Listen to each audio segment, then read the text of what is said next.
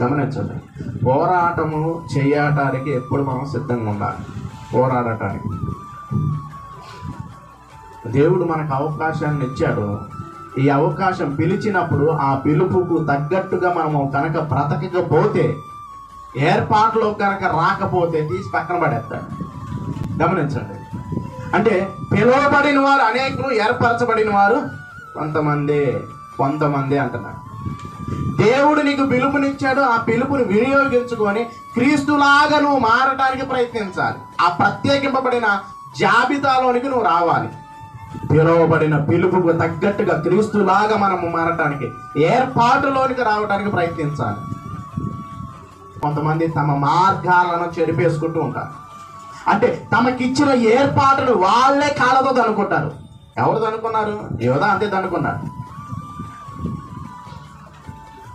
అపోస్తులత్వం ఆయనకి ఇస్తే అతను కాళ్ళదనుకున్నాడు, పోగొట్టుకున్నాడు. అందుకని అతని ఉద్యోగం వేరొకడు తీసుకున్నావు.